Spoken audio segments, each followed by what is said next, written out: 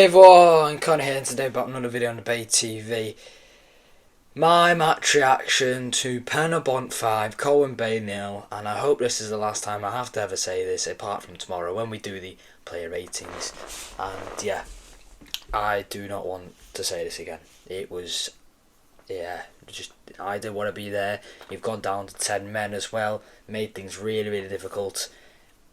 Yeah, it was really tough, and it was tough to watch them at times, and down to 10 men you can see that they're struggling, and against Penybont away, Penybont, the home advantage was there for them. They had some of the fans singing. We brought 7 down, I think, and they were the better team though. I think they were going to beat us anyway.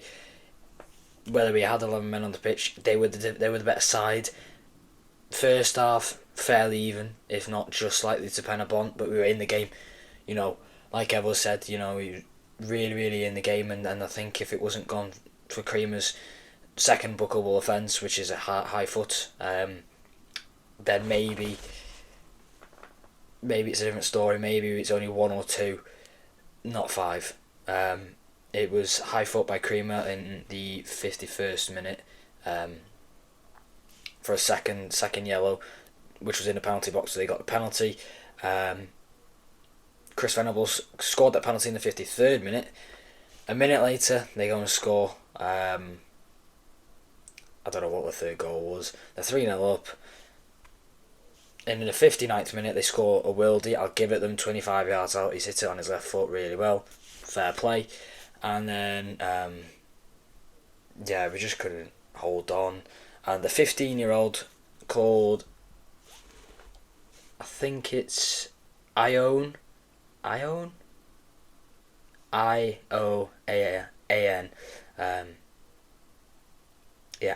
Phillips, I think he is. 15 years of age, scored in the 83rd minute to make it 5. Not a great goal either. But, fair play to him. 15. He's a year older than me.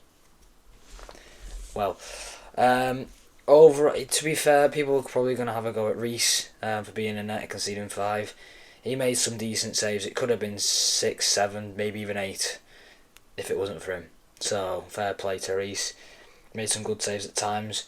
The penalty, couldn't do anything about that. It's 50-50 really. The 4th goal with the strike, it was really, really good. Well taken, to be fair. That's 2 goals. The first one, H just gave it away. It came to H. H just passed, basically. I think, tried to clear it, but didn't clear it good enough, and just gives it away in a dangerous area, and they just slot it in the back of the net. It was not a great performance all round. But Penybont were the better side going into this game anyway, and we've got a week off. We go against Aber is the next game. Not a great result. Our goal difference is going to be affected. That's the only real major thing now. We are 2 points away from safety with a game played more than Aber and Ponty, which is the game that's going to be played. We probably hoping for a draw there, so we're 3 points away from safety, which is doable. And I've just looked there, Barry on 5 games drawn and haven't won since the phase 1. They have not won in this phase 2, by the way. Okay, fair enough. Look, in all fairness, like I say, they were the better team. They were a better team on the day, they were a better team on paper, and we went down probably not expecting for a result, maybe a draw, and you could see they were a better team the first half, and then we did have a few shots first half. I was there, and it looked like we had more than one shot in the 90, because I've seen someone say we had one shot throughout the whole 90. Kai had a shot first half, blocked. It was far out, so maybe it was going off target. I thought it was going on target, but it was blocked, I think, by Sam Downey. And then we had Owen Cushion had a shot second half near the end. So that's a minimum of 2, so it's not 1. And also, by the way, we did use, so it's updated now on Cumbria Football, but we did use 4 subs out of the 5 we had. Originally, it didn't. It said we didn't make any subs, so I know some people were moaning about that, not making any subs. We did. We made subs. We brought all of our outfield players on. Dan Atkins came on, Lloyd came on, Cush came on, and Dan Jones came on. The players that went off were Downey, Maka, Matty, and Udi. Creamer's. To be fair to Creamer's first yellow, that was his 5th yellow, so he was suspended anyway after the game. But yeah, it's a difficult one to gauge. My opinion on the red card: it's a yellow card. I don't think it's a red, which he never gave a red, he gave a yellow. Just to be clear, it was 2 yellows for sending off. He did not, Creamer did not get a straight red. Creamer it was a foul in the first half, yes, where in fairness the referee was stupid not to give a handball about 5 seconds earlier. For us, it was hit Penobont's player's arm clearly. You can see it on Scotty Osview. I don't know whether I recorded it, but it was a handball, and 5 seconds later Creamer's made a tackle which gives him a yellow card. Then second half, beginning of the second half, we I don't know what Creamer was doing, but it's not as high foot as you think it is. It looks like he's kicked him in the face or the head or the chest, round about that area. He's not really gone any higher than about there, if not slightly lower, with his knee. His foot's nowhere near. And I to be fair, I thought that was allowed. You know, Liverpool. I know it's different level, but Liverpool v Man City last week, not last weekend, the weekend before when we played them. I thought high boots were allowed in football because, you know, Doku against McAllister. I thought that was allowed. So just saying. And is it a red? It's not straight red. It is probably a yellow.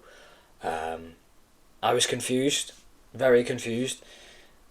He sent someone off because I seen the red card, but Hart was next to the ref when the red card was shown, and it looked like Sam Hart was sent the red card, but Creamer was walking away, and Creamer was the one who made the tackle. So I was very confused.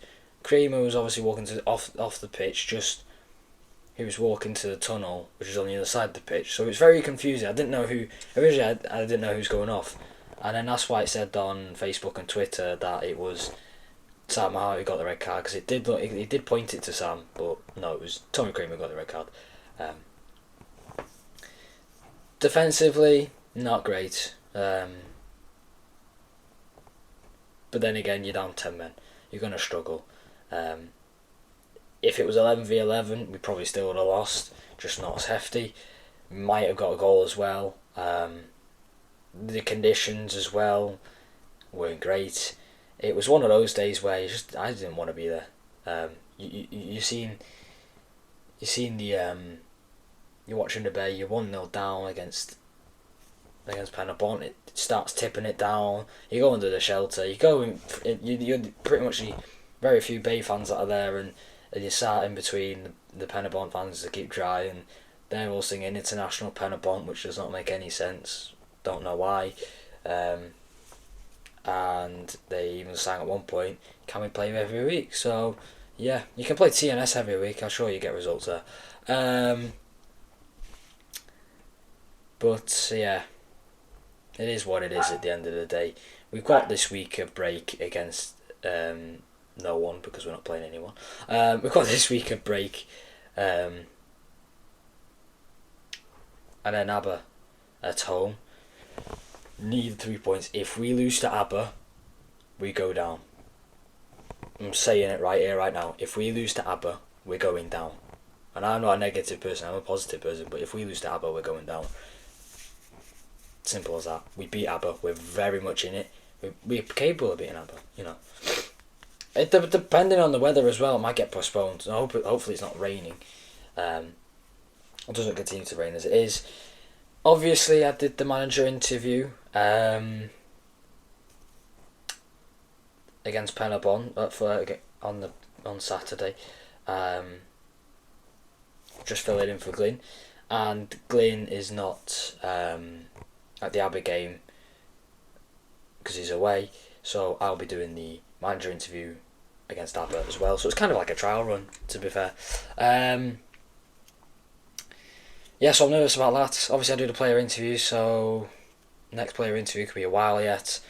I was thinking of doing two players or one of the two. I have two players, one as a starter or one as a backup, to kind of interview. But then I had to do Evos instead, so it's a win-win.